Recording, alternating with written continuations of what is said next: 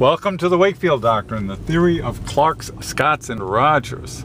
This is episode 13, lucky 13, in a series of Video Friday video interviews.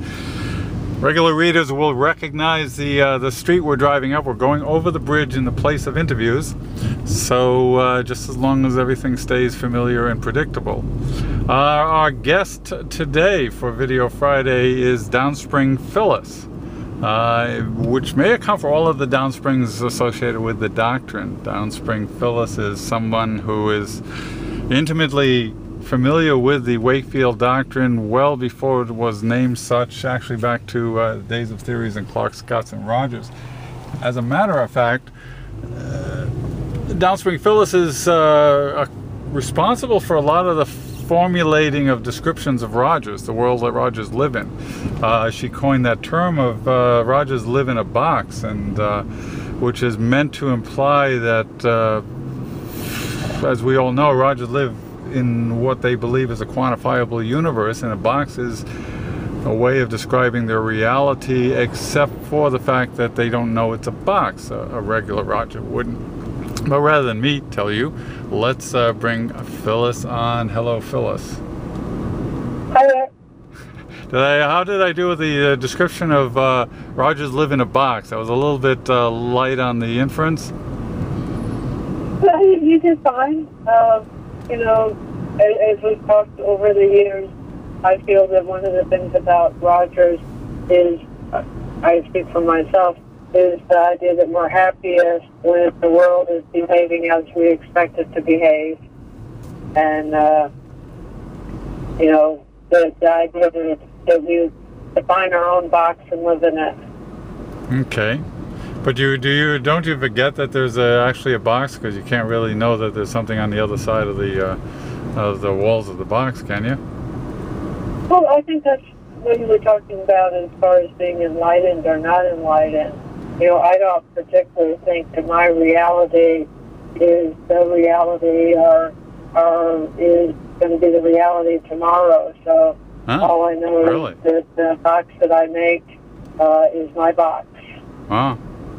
That is fairly both of the other forms, yours, Rogers, and Scott's, are not normally, the normal people are not big on thinking that everything can be different tomorrow. But, well, I guess that's part of the, but it doesn't take any of the fun out of the belief that everything is predictable?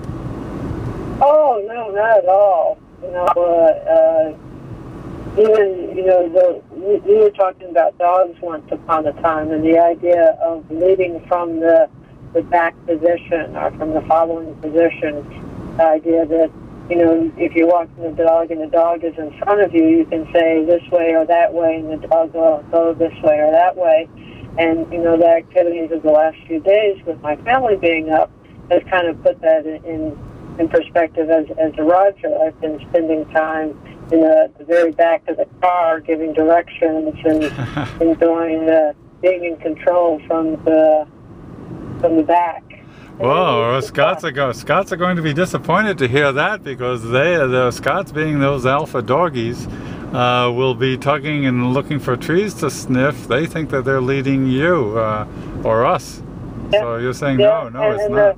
And the Rogers think that they lead, but not from the point position. You know, or at least a Roger will think that they control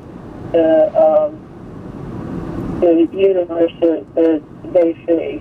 You know, so the situation was I managed to get everyone in my car, which holds 5 people, and we had 6 people, and, you know, I put myself in the way back, and there was no discussion about whether that was appropriate or not, and, you know, we ended up going where I wanted to go and when I wanted to go, and very much in control. So so is it safe to say Rogers will lead by inference, or something indirect? Yes, the indirectness. And it's the fact that it is indirect that makes it so amusing, or to me, makes it amusing. Huh. All right, because, you know, Rogers as a group are probably harder to understand than Scots are for Clarks. Scots, of course, are pretty obvious most of the time, and for Rogers, there's a certain affinity between Clarks and Rogers that tends to make for maybe a lower voltage relationship, but a steadier one, if you will. But a total enigma wrapped in a taco for Clarks, the Rogers are. Well, some of the things that you've said over the years, that, that Rogers are a herd animal, and make the reference of a cow. If you ever pass a field of cows, you'll often notice that they're all in one part of the field. And you would imagine that somehow the cows got together and decided that they were going to move from one section of the field to another section of the field.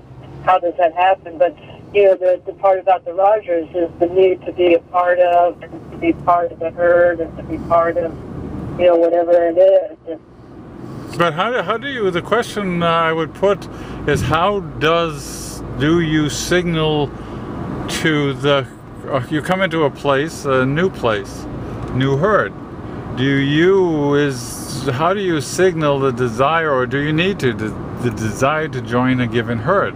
Or is it just implied that as a Roger you have a right to join a herd?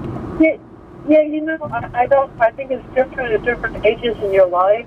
At the age that I am right now, and the fact that we live in the same place for such a long period of time, there are always new people coming to my herd. And so I always make a point of welcoming the new person. Okay. Welcome to my herd, welcome to, work. I make a point out of, saying hi to any new person I see. If I'm at the beach and there's a small kid who clearly has ridden a wave for the first time, I will engage in discussion as if, everyone who's riding waves at the beach is all part of one herd. And sometimes mothers call their children away from me.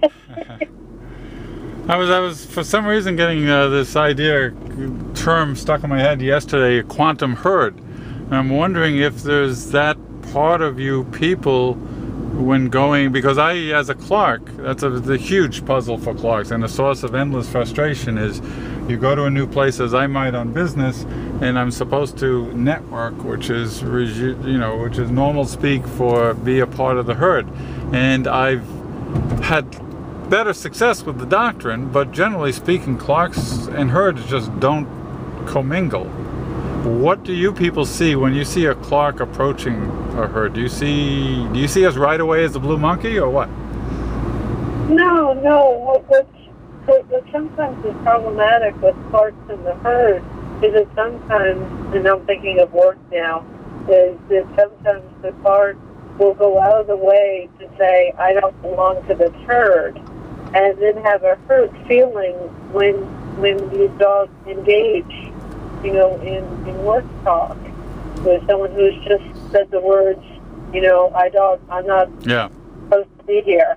So if you're saying with one sentence, I'm not supposed to be here, and then are genuinely surprised that people aren't talking as if you're part of the group, I think that's...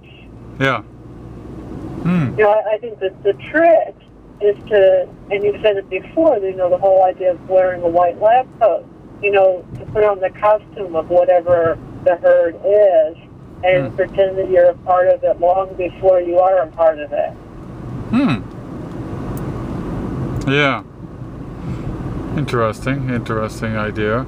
Let's, since this is turning out, as you know, we had DownSpring Joanne on the other day, and we seem to be getting into two-part interviews, they being as interesting as they have been, and this one is following suit. We're going to take a short commercial break, and our readers will continue to look at the page in front of them, and now you look down, lower on the page, and you'll see another button to click. I'll stop now.